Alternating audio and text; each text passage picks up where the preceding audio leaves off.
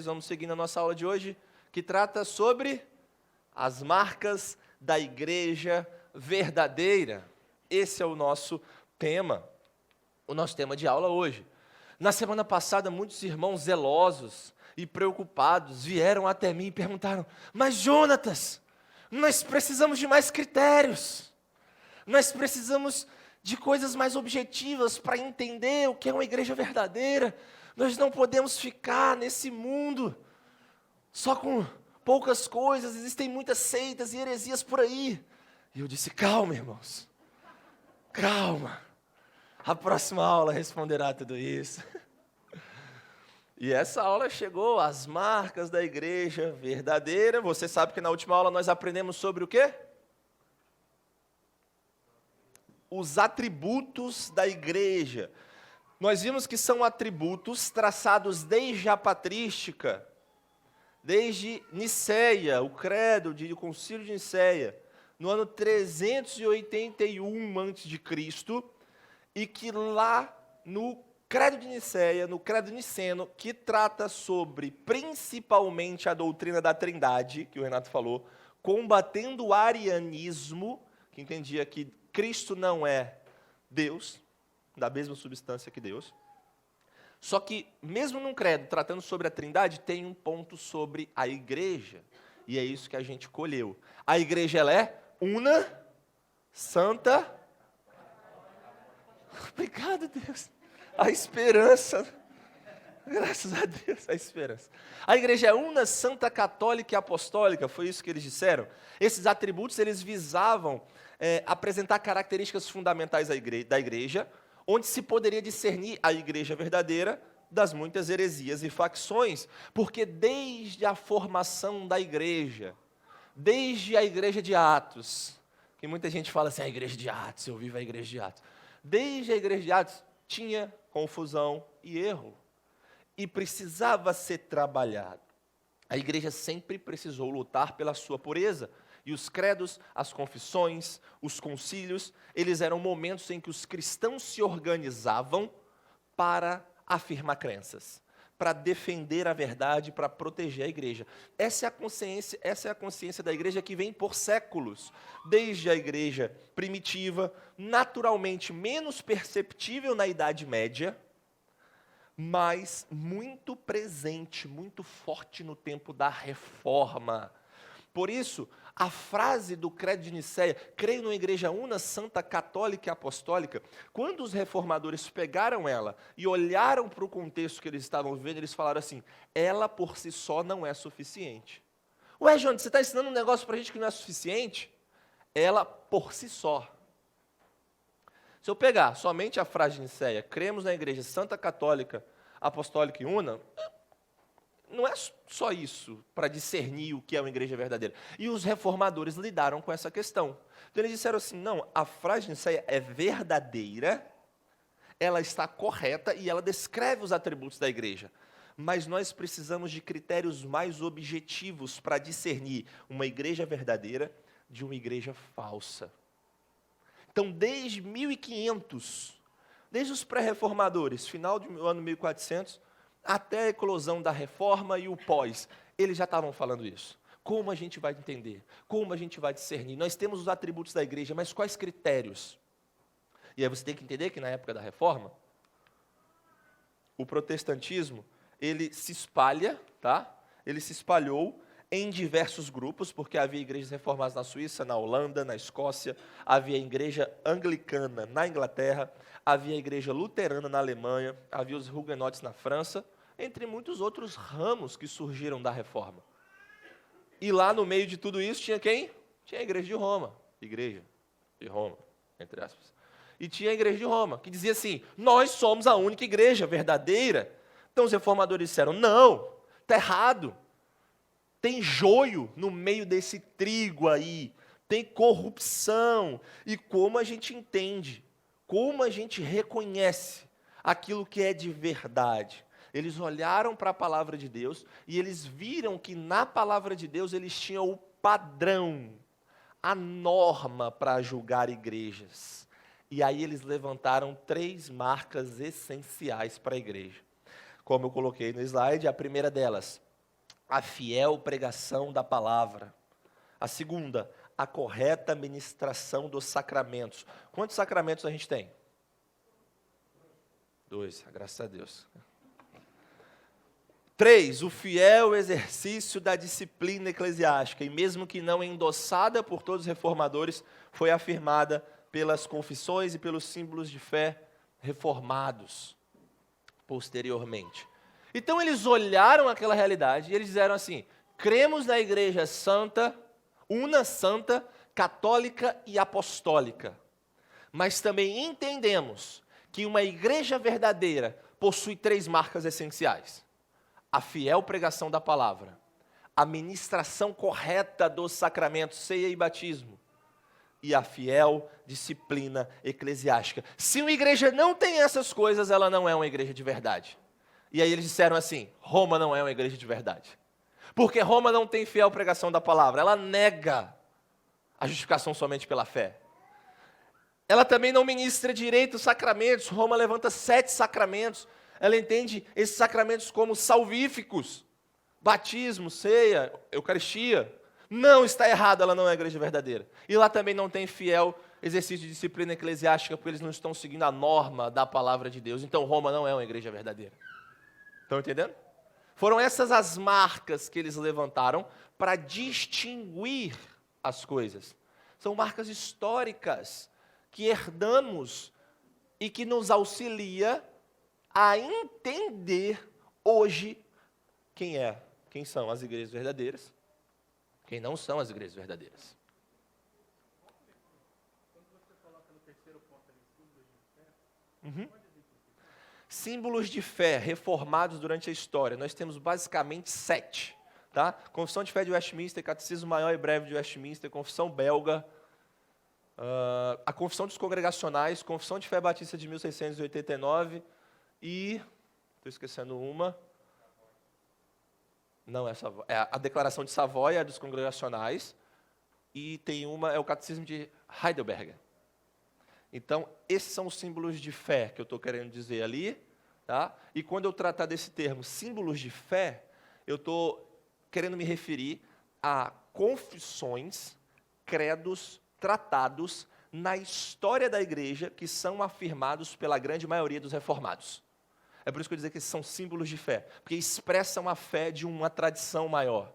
A gente vai estudar isso mais depois, sobre símbolos de fé, mas é isso que quer dizer, Hugo. Então, especificamente eu estou me referindo aos principais, aqueles que a grande gama dos reformados aprovam. E eu mencionei aqui para vocês alguns, inclusive a nossa confissão está entre um deles, tá? Olha só o que João Calvino disse a respeito das marcas da igreja. Ele falou assim: onde virmos a palavra de Deus pregada e ouvida com pureza, onde virmos os sacramentos ministrados de acordo à instituição de Cristo, sem a menor sombra de dúvida, ali existe a igreja de Deus. Calvino falou isso na primeira edição das Institutas, olha lá, 1536. É o primeiro volume. Primeiro volume. Ele falou: onde a gente vê palavra de Deus sendo pregada com fidelidade, sacramentos ministrados corretamente, segundo a palavra de Deus, ali tem uma igreja. Eles estavam lidando também com o problema que a gente lida hoje. Como que eu vou saber? Tem tanta coisa por aí, não tem?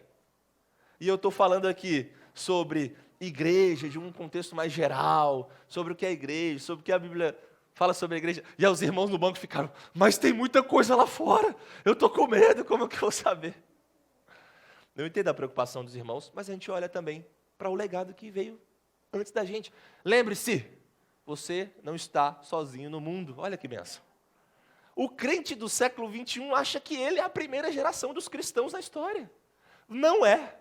Não é. Tem gente que veio antes.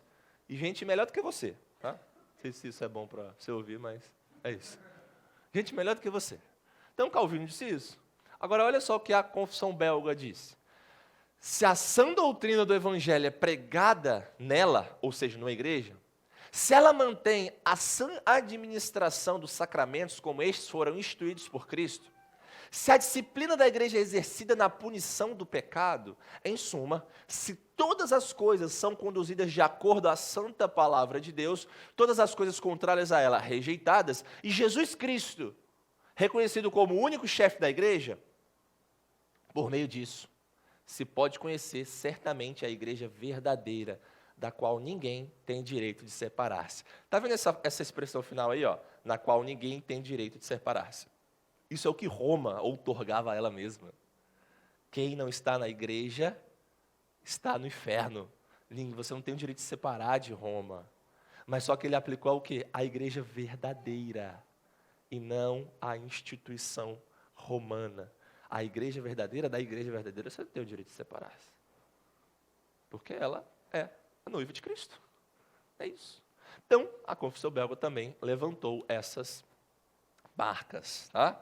Então, vamos olhar um pouco mais profundamente cada uma dessas marcas. Irmãos, vocês estão entendendo o desenvolver até aqui? Sim? Então tá bom. Então vamos olhar um pouquinho mais atentamente essas marcas. E antes de começar com essa, que é a primeira, eu queria dar uma introdução a vocês, que como a Confissão Belga relatou, como o próprio Calvino falou ali, como outros reformadores falaram, a palavra de Deus, a pregação da palavra de Deus, o padrão das Escrituras, vai ser sempre a norma áurea. A palavra vai ter primazia, é isso que eles diziam. Então, por isso que lá na Confissão está assim, em suma, se são coisas que a igreja faz, que estão na palavra de Deus, isso é uma igreja verdadeira. Porque o prumo da doutrina, quem é que diz que é e o que não é a palavra de Deus. Então, uma igreja que se volta para a palavra de Deus, que se submete, que se rende à palavra de Deus, ela é uma igreja verdadeira, na qual a fé e a prática dela são regidas pela Escritura e não por ela mesma, e não pela tradição. Então, isso ficou assim, muito claro para os reformadores. E eles buscaram passar esse legado para os que vieram depois. Tá? Então, você precisa saber disso para a gente entrar aqui nesse ponto da fiel pregação da palavra, que é a primeira marca de uma igreja verdadeira. O que diz esse ponto? O que diz essa marca? Diz que a fiel pregação da palavra, da proclamação da palavra, da Escritura, é a marca mais importante para a igreja. A fiel pregação da Escritura é o grande meio para a manutenção da igreja e para habilitá-la a nutrir a fé dos fiéis. Não tem outro jeito. Os irmãos, nossos irmãos reformadores, eles olharam para o contexto em que eles estavam vendo e eles falaram assim, não tem como a gente fazer qualquer coisa de boa, qualquer coisa de bom para essas pessoas, se nós não nos voltarmos para a palavra. A igreja não faz nada de bom para a vida das pessoas, para a sociedade em geral, se ela não olhar para a Escritura. Então, o que mantém uma igreja, o que mantém a sua pureza, o que nutre os fiéis, o que vai de fato consolidar a fé das pessoas é a Escritura, é a pregação da verdade. Eles olharam para textos, por exemplo, como esse que eu coloquei aqui, a gente vai ler. Nós entendemos um pouco mais sobre essa importância da Escritura. João 8, 31, 32 e 47. Quem pegou, levante sua mão e pode ler.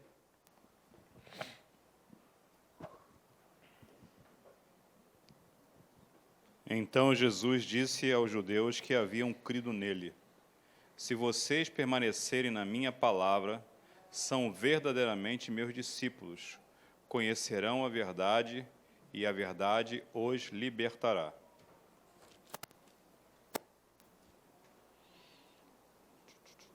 Quem é de Deus, ouve as palavras de Deus. Por isso, vocês não me ouvem, porque não são de Deus. Isso é Jesus falando. Vocês são meus discípulos se vocês estiverem aonde? Na minha palavra. Se vocês não têm as minhas palavras, vocês não são de Deus. Nossa, Jesus, que forte, né? É forte mesmo. João 14, 23. Quem pegou, levante sua mão e pode ler. E o próximo é 2 João 9 e 10. Já levanta a mão também para se preparar. Pode ler em sequência. Jesus respondeu, se alguém me ama, guardará a minha palavra, e o meu Pai o amará, e viremos para ele e faremos nele morada. Boa. Todo aquele que vai além da doutrina de Cristo e nela não permanece, não tem Deus. O que permanece na doutrina, esse tem tanto o Pai como o Filho. Se alguém for até vocês e não levar esta doutrina, não o recebam em casa, nem lhes deem boas-vindas. Nossa, que pesado, né? Às vezes a gente quer ser mais amoroso que Jesus. Não, não é isso, não é bem assim. Aí o próprio Cristo vira e fala assim: aquele que não tem as minhas palavras não é meu. Aquele que não tem a doutrina de Cristo não recebe em casa. Claro que o contexto ali não é para você não receber um não crente, um amigo seu de trabalho na sua casa. O contexto ali é para você não receber um herege na sua casa, alguém que nega a Cristo, que corrompe a igreja. Não é meu. A pregação da palavra, a fiel pregação da Escritura, sempre será a marca mais importante para a igreja e que flui todas as outras marcas. É isso. Agora, um ponto. Não quer dizer que uma igreja, para ser verdadeira, precisa ter a pregação perfeita da palavra. Porque isso é um alvo inatingível. Fala, ué, Jonas, mas como assim? Eu estou dizendo que é um alvo inatingível aqui na Terra, porque nós somos limitados e pecadores, e vai ter algumas coisas, algumas doutrinas que a gente não entende muito bem. Algumas doutrinas que irmãos mais santos do que nós afirmam e a gente não afirma. Eu não estou falando assim, não, estou fazendo uma comparação com o pentecostal e o batista tradicional. Não, eu estou falando uma comparação entre os reformados mesmo. Então, não quer dizer que a pessoa vai ter uma pregação perfeita, com todos os detalhes ali iguais, porque é só assim que a igreja verdadeira é. Não é isso. Esse alvo é inatingível na Terra. Tá? Uma igreja ela pode ter falhas e, mesmo assim, continuar sendo uma igreja verdadeira. Ué, mas qual que é o padrão, então? O padrão ela afirma as doutrinas fundamentais do Evangelho, ela nega a divindade de Cristo, a justificação pela fé, ela nega a expiação? Não, então se ela não nega esses artigos... mas aquela igreja pensa um jeito sobre dons e aquela igreja pensa outro jeito sobre dons. A discussão sobre dons, a doutrina sobre dons é importantíssima para nós. Eu tenho um posicionamento. Ela é importantíssima, nós podemos aprender, mas eu não posso fazer da discussão sobre dons o padrão no qual eu julgo se um irmão é verdadeiro ou não. Vocês estão entendendo? Mas se alguém vira e fala assim, eu não acredito na justificação pela fé. Roma, é justificação pela fé, mais um negocinho. Opa! Aí não. Então, esse era o entendimento dos reformadores. Eles excluíram a Igreja Católica Romana e outras seitas e heresias daquele tempo, porque mesmo afirmando às vezes alguns pontos da doutrina, eles rejeitavam outros, verdades fundamentais, verdades que negociavam a pureza do Evangelho. Por isso eles falavam, isso não é uma igreja verdadeira, não está com a palavra de Deus. Entenderam? Fiel pregação da palavra é a primeira coisa aí importante, né? As falhas da igreja, como eu disse na apresentação da verdade, e mesmo assim sendo uma igreja, e os limites além do qual a igreja não pode ir. A igreja não pode ir além dos limites de doutrinas fundamentais, doutrinas que mexem com o centro do Evangelho, com a pessoa de Cristo, com quem é Deus, com o que é as Escrituras. Se ela passa disso, ela já começa a incorrer naquele limite, e aí ela passa a trilhar campos bem arriscados e negociar uma das suas marcas essenciais. Tá? Olha só o que Lutero falou, isso aqui é muito legal. Lutero, quando ele estava refletindo sobre o papel dele na reforma da Alemanha, ele disse isso aí: eu simplesmente ensinei, preguei e escrevi sobre a palavra de Deus, nada além disso. A palavra enfraqueceu o papado, de tal forma que nenhum príncipe ou imperador jamais seria capaz. Eu nada fiz, a palavra fez tudo. Aí o pessoal da época de Lutero estava assim, Lutero, nada a ver. Tu traduziu a Bíblia, você pregou não sei quantos mil sermões, instou, aconselhou, lutou. Você fugiu de gente que queria te matar. Como assim você não fez nada? E aí ele diz, a palavra fez tudo. Porque foi por meio da palavra que Deus enfraqueceu o papado. Não foi por causa de mim. Não foi pela minha força. Foi pela Escritura. Nós precisamos voltar para a Escritura. Nós precisamos ver o padrão de Deus para a igreja, e Ele está nas Escrituras. E foi isso que fez a reforma acontecer. Então esse era o entendimento de Lutero. Isso era a ideia que ele tinha sobre a pregação da palavra de Deus, e por isso que eu estou falando que é um entendimento reformado, que busca o legado da reforma, né, reforma protestante, compreender que a palavra tem primazia. Ela é a marca essencial para a igreja. Isso é essencial para nós. Eu tenho uma experiência que eu acho que ilustra bem assim, algo que nós precisamos ter em mente. Uma vez, eu estava lá em Brasília, fui visitar a Mariana. Fui visitar a Mariana não, a gente já era casado. A gente foi visitar minha sogra. E aí, um dia, a gente tirou para passear. E aí eu olhei assim, uma igreja católica, o santuário de São João Bosco, ou a igreja de Dom Bosco, igreja católica de Dom Bosco. E eu falei, eu quero ir lá, eu quero visitar. Minha sogra falou, essa igreja é muito bonita. Irmãos, eu entrei naquela igreja, e a igreja é sensacional. Se você tiver um dia em Brasília, vai lá. Ela é toda de vitrais, e estava um dia de sol quente, e os vitrais são meio azuis. E aí a igreja estava toda azul, com uma luz incrível, a igreja sensacional. E eu sentei lá no último banco e eu fiquei orando. Oh Deus, glória a Deus, amém, aleluia. Está orando na igreja católica? Heresia, meu Deus. E aquela igreja é linda, e eu agradecendo o Senhor pela beleza que Ele nos faz contemplar, e pedindo a graça de Deus para as pessoas que estavam ali. Tinham pessoas sentadas, fazendo orações, muito silêncio, mas incrível. Só que eu senti falta de duas coisas. Eu estava admirando a beleza daquela igreja, e eu senti falta de duas coisas. A primeira delas, eu olhei para frente, e tinha uma grande cruz com um Cristo nela. Aquele Cristo era sofredor, aquele Cristo sangrava, aquele Cristo tinha os seus ossos aparentes, e eu disse, o meu Cristo não está ali mais. A nossa cruz tem alguém nela? Não.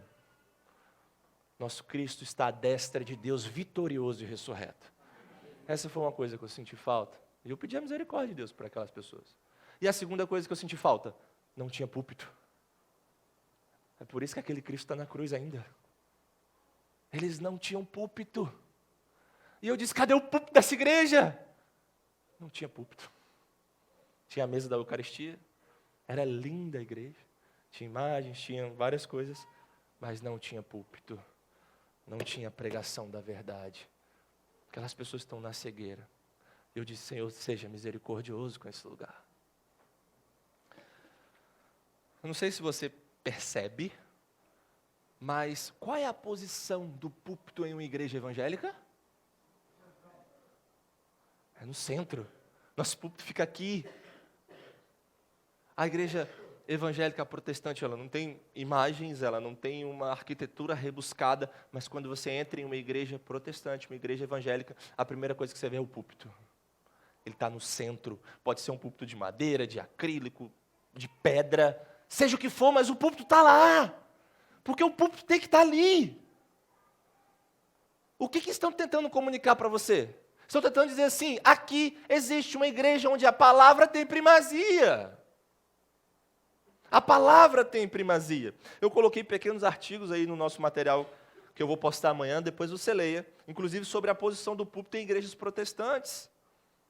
Tem um comentário do David Bledsoe, que é um pastor dos Estados Unidos, que é missionário aqui no Brasil, já veio aqui em nossa igreja, muito interessante, sobre posição de púlpito. E ele diz assim, quando você entra na igreja católica, quando você entra na igreja evangélica, você sabe a diferença.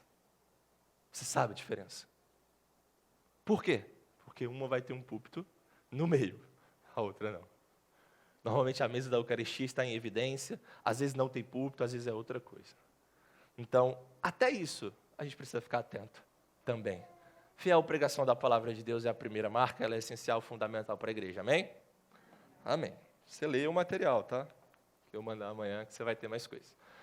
Mas eles levantaram também uma segunda marca, e ela é a correta ministração dos sacramentos, ceia e batismo, das ordenanças de Cristo. Ceia e batismo. Existe uma conexão inseparável dos sacramentos com a palavra de Deus, batismo e ceia do Senhor. Irmãos, os sacramentos, por si só, não têm conteúdo próprio. Eles não têm eficácia mágica. Eles não têm conteúdo em si mesmos. Eles extraem o conteúdo da palavra. É a palavra que dá significado àquilo ali. É por isso que se você for participar de uma, entre aspas, ceia, ou um, entre aspas, batismo, onde não tem palavra, onde não tem explicação daquilo, onde não tem a escritura elucidando aquele ato, não é verdadeiro. Nossa, Jonas, a gente precisa ser tão firme assim? Precisa. Precisa. As ordenanças não têm um conteúdo próprio. Elas extraem o conteúdo da palavra de Deus. Elas são, de fato, uma pregação visível da palavra. É por isso que no batismo que nós vamos realizar hoje, nós vamos ter explicação da palavra. É por isso que quando a gente participa da ceia do Senhor, a gente diz o quê? Olha, isso aqui significa o corpo. O corpo foi o quê? Partido por nós. Cristo foi esfacelado na cruz, Ele deu sua carne por nós. E o sangue? E o vinho? O vinho significa o sangue que foi derramado, Cristo derramou o seu sangue por pecadores, e a gente vai dando conteúdo àquele ato. A administração correta dos sacramentos é a segunda marca. Então, uma negação das verdades centrais do Evangelho afetará a adequada administração dos sacramentos. É por isso que uma igreja que não tem pregação viva da palavra, entendimento claro do Evangelho, ela vai ministrar os sacramentos de forma errada. De forma errada. Olha só o que a Escritura diz, a inseparável conexão da palavra com as ordenanças numa igreja verdadeira. Vamos ler esses textos aí. Quem pegou? Mateus 28, 19 e 20. Vamos lá, vamos lá.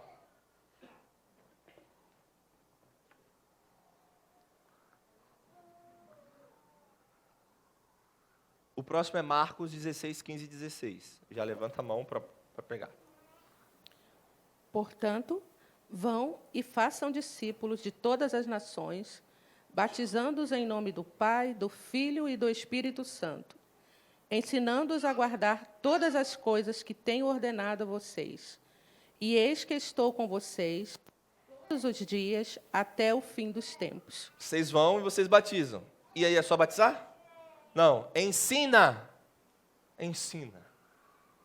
Porque eles precisam aprender também. Marcos. E disse-lhes: Vão por todo o mundo e preguem o evangelho a toda criatura. Quem crer e for batizado será salvo. Quem, porém, não crer será condenado. Vocês vão e vocês pregam. E depois o que vocês fazem? Batiza. Batiza. Depois de pregar. Atos 2, 42. E a última é 1 Coríntios 11, 23 a 30. E perseverar dos apóstolos e na comunhão, no partir do pão e nas orações. Comunhão e partir do pão aí significa comunhão da ceia do Senhor. Eles perseveraram no quê? Na doutrina e na comunhão. 1 Coríntios 11, 23 a 30. Porque eu recebi do Senhor o que peguei, que o Senhor Jesus, na noite que foi traído, pegou o pão e, tendo dado graças, o partiu e disse: Isto é o meu corpo que é dado por vocês. Façam isso em memória de mim.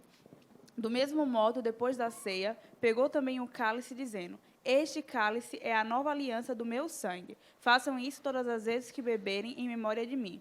Porque todas as vezes que comerem este pão e beberem o cálice, vocês anunciarão a morte do Senhor até que ele venha. Por isso, aquele que comeu o pão ou bebeu o cálice do Senhor indignamente será réu do corpo e do sangue do Senhor. Que cada um examine a si mesmo e assim comam do pão e bebam do cálice. Pois quem come e bebe sem discernir o corpo, come e bebe juízo para si. E é por isso que há entre vocês muitos fracos e doentes, e não poucos que dormem. Sabe por que tinha gente naquela igreja de Corinto, fraca, doente e que estava morrendo? Porque eles não estavam ministrando a ceia do Senhor corretamente. Isso encaixa na sua doutrina? Sua teologia? Se encaixa? Está na Escritura. Aí Paulo diz assim: eu estou fazendo o que eu recebi do Senhor. Ele foi ensinado. Ele não está passando algo da cabeça dele. Depois ele ensinou à igreja: façam isso em memória dele. Com base no que vocês aprenderam. É uma conexão inseparável que eu estou tentando demonstrar para os irmãos. Uma das coisas, irmãos, que tem mais me entristecido ultimamente é ver ordenanças de Cristo, batismo e ceia, sendo ministrado de forma banal. As pessoas acham que aquilo é qualquer coisa. Não é, não. Não é, não. Essa é uma das marcas de uma igreja verdadeira, uma igreja que ministra suas ordenanças de acordo com a santa palavra de Deus. A última, o fiel exercício da disciplina. E por que eles levantaram isso? Porque a disciplina numa igreja é essencial para a manutenção da pureza da doutrina e para proteger a santidade dos sacramentos.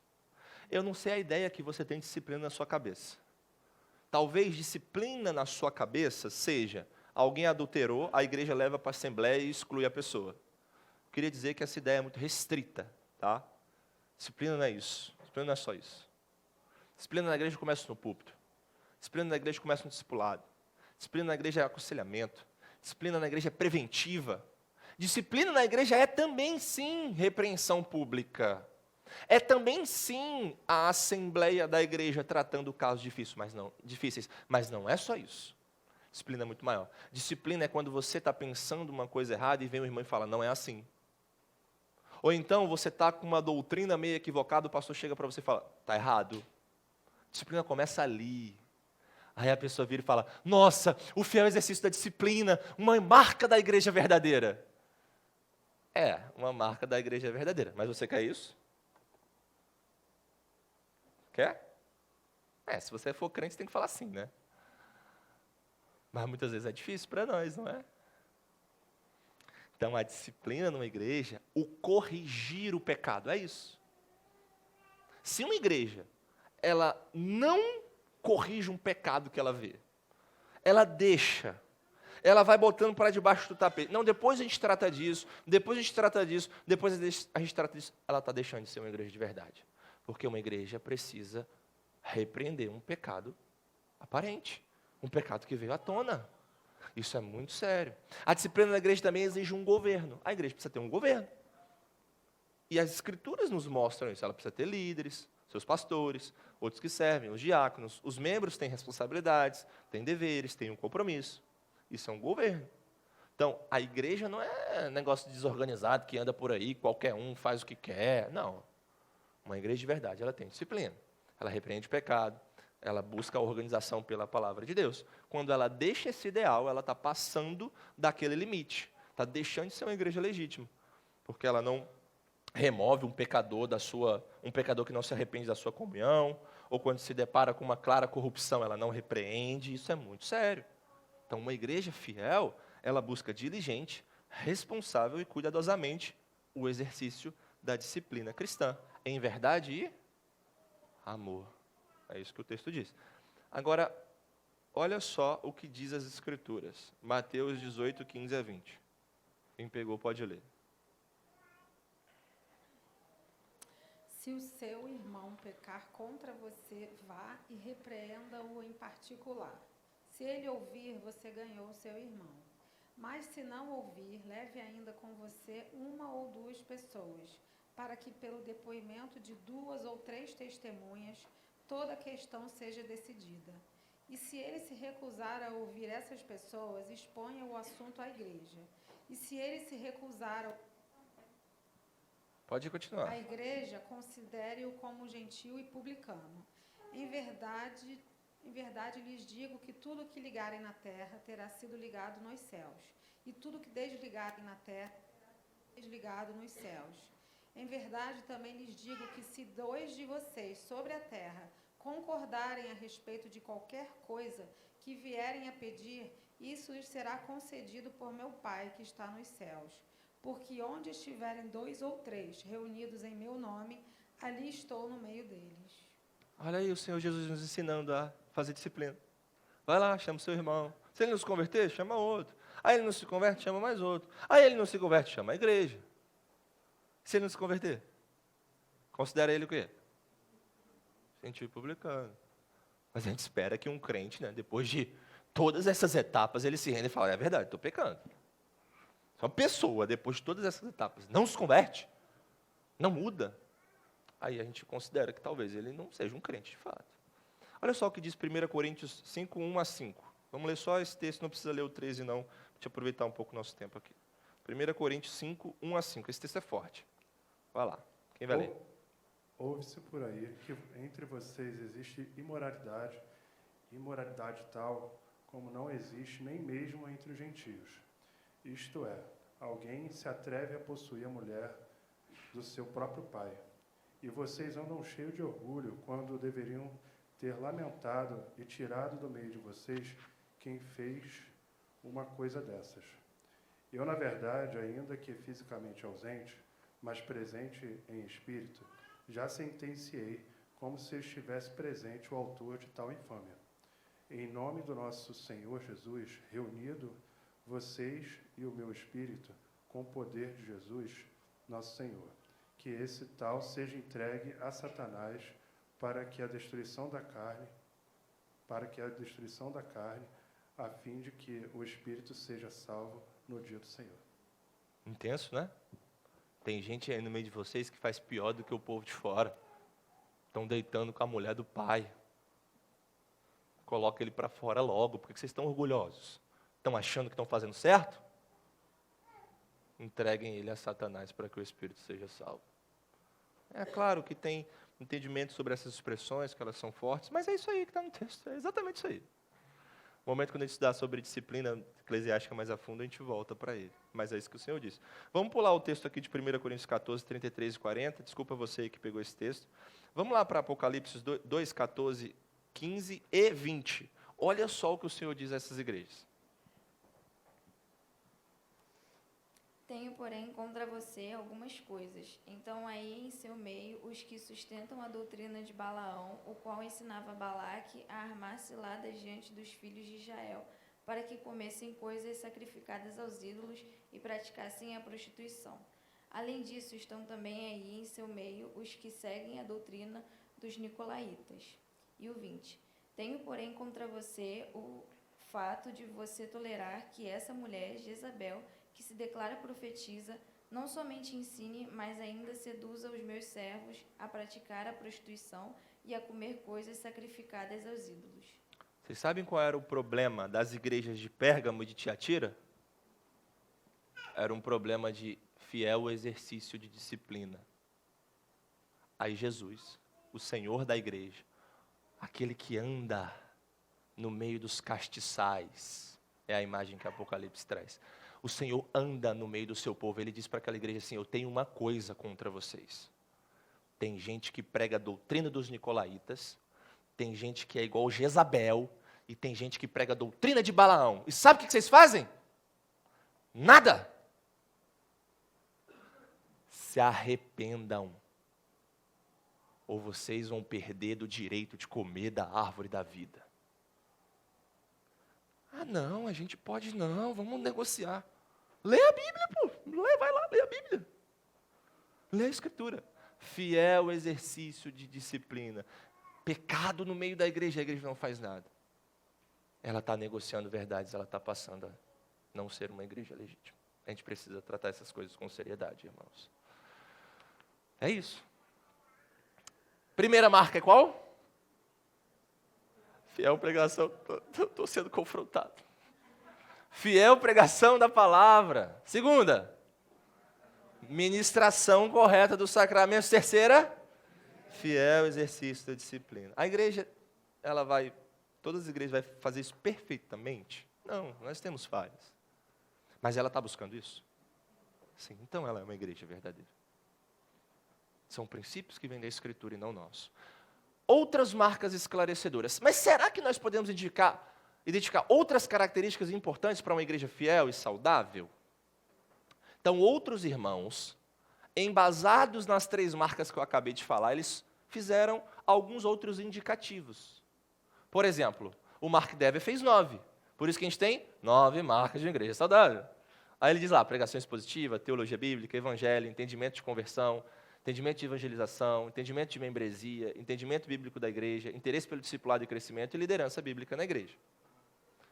O Wayne Grudem fez 12, que envolve a correta aplicação da palavra de Deus, uso adequado dos sacramentos, aplicação da disciplina, adoração, oração, testemunho, comunhão, governo eclesiástico, poder espiritual no ministério, santidade da vida dos membros, cuidado pelos pobres e amor por Cristo. Então, esses irmãos fizeram livros falando sobre saúde da igreja. Eles estão embasados nas marcas que a gente acabou de estudar. Mas aí eu queria te perguntar isso aqui, ó. Qual a diferença entre uma igreja verdadeira e uma igreja saudável? Mark Dever, ele entende, né, nos seus livros que existe uma diferença entre igrejas saudáveis e igrejas verdadeiras, porém enfermas. Qual é a diferença? Eu não vou responder, não. Estou esperando vocês. A gente... Mais ou menos, não. Não está muito por aí. Quem mais? Qual é a diferença de uma igreja verdadeira para uma igreja saudável? Oi? Essa é uma boa resposta. Chegou perto. Não, é mais o conceito geral do que um negócio específico. A gente pode estabelecer a igreja verdadeira com as marcas fundamentais. Muito bom. E igreja saudável como elementos que são importantíssimos, mas não determina se aquela igreja é verdadeira. Palmas para o Vânia. Boa! É isso aí! É isso aí. Por exemplo, irmãos, deixa eu fazer uma pergunta sincera para vocês. Todo mundo aqui participou, conhece famílias, pessoas aí que estão numa igreja saudável? Quantos podem levantar a mão? 2, 3? Você conhece pessoas? A maioria dos cristãos que estão por aí, a gente vê que às vezes eles não estão no contexto de igreja saudável. Tem muita igreja não saudável. Mas isso não significa que não são igrejas verdadeiras, mas estão enfermas. Entendeu? Então é por isso que chega um irmão aqui na igreja, de um contexto não saudável, nós recebemos ele na nossa membresia. Porque a gente considera que tinha alguma pregação do evangelho ali, que tinha a ministração dos sacramentos, né? Que tinha a confrontação do pecado. Não necessariamente isso está sendo feito perfeitamente, não necessariamente isso está sendo feito de modo mais belo possível, mas tinha ali. Mas, porém, estava uma igreja enferma. Então, a igreja saudável é uma coisa, uma igreja verdadeira é outra coisa. Estão entendendo? Estão entendendo? A igreja de Corinto é um bom exemplo. Era uma igreja verdadeira, porém não era uma igreja saudável. Ela não estava saudável. Aí você vai falar assim, mas toda igreja tem entendimento de discipulado? Toda igreja ajuda os pobres? Toda igreja tem entendimento melhor sobre evangelização? Talvez não. Isso torna ela não saudável. Mas isso não significa que ela não é a igreja verdadeira. Uma aplicação para nós, o que nós podemos aprender disso? Nós temos que buscar as duas coisas. Ser verdadeiro e ser saudável. Que é a nossa próxima aplicação, já entrando no nosso final da aula. As marcas apontam, né, para esse elemento coletivo da igreja. Uma pessoa sozinha não é igreja, pois não há pregação, nem sacramento, nem disciplina. Essa é uma ótima coisa para você confrontar quem acha que é igreja.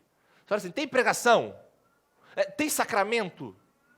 Tem disciplina? Não, eu só tenho uma pessoa. Então não é igreja. Até as organizações para-eclesiásticas, elas devem apoiar a igreja.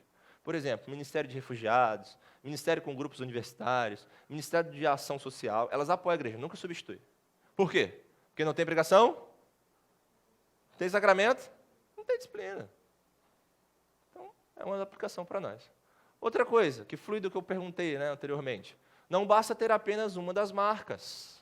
Uma igreja verdadeira buscará conservar todas as marcas e manter a disposição intencional de agir conforme as marcas. Ou seja, de buscar a saúde e de tudo o que implica das marcas.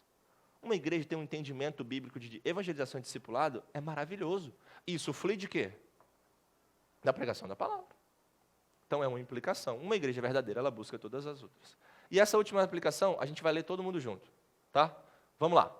Este estudo não deve servir para você sair por aí, cheio de orgulho e soberba, pisando em irmãos que ainda não aprenderam essas doutrinas, ou em igrejas que não são saudáveis. Este estudo cumprirá seu propósito, se tornar você mais humilde e te levar a adorar mais a graça de Deus que mantém a pessoa. E a igreja diz? Amém. Cuidado com isso. Cuidado. A gente não está aqui para sair por aí pisando em ninguém, nem tratando ninguém com orgulho. A gente está aqui para se humilhar diante do Deus que aceita e abençoa pecadores como vocês aí, ó. Tudo aqui, vocês aqui também, eu aqui. É óbvio que não temos que ser ingênuos. É óbvio que não podemos caminhar aí achando que está tudo bem, o meu evangélico é maravilhoso, maravilha. Não, não é isso. Mas esse estudo aqui, tudo que eu estou falando, ensinando para vocês nessa classe, isso aqui não cumpre o seu propósito se você sair por aí pisando em gente. Chega lá na igreja que você vai visitar com um caderninho. Deixa eu ver. Pregação da palavra, de 1 a 10, vamos lá. 5, vou dar 5. Correta administração dos sacramentos. Isso aqui não foi muito bom, vou dar 3. Não é para isso. Isso aí é para te fazer depender de um Deus de graça que recebe você, pecador, miserável, corrupto, e tudo mais. E aí você, com a graça de Deus, ajuda os seus irmãos. Com humildade. Amém? Amém. Então tá bom. Para a próxima semana, escrever com as suas palavras, de novo. Com as suas palavras, de novo. Com as suas palavras, de novo. Com as suas palavras, sobre uma das marcas estudadas e destacar a importância para a vida da igreja. São 3 marcas, né? Pega uma, escreve com as suas palavras o que você entendeu. E a importância para a igreja. É só isso. Só. Tá bom? Para a semana que vem. Nós vamos orar, eu vou encerrar a aula de hoje. Prometo que na semana que vem eu deixo um tempo mais para perguntas. Senhor, nós te louvamos pela tua graça e pelo teu amor. Nos faça humildes, mansos e graciosos com o ensino que nós temos recebido e nos ajude a glorificar o Senhor, que tem a misericórdia de, num mundo com pecado, corrompido pela queda, o Senhor ainda colocar igrejas verdadeiras para nos ajudar. Em nome de Jesus. Amém.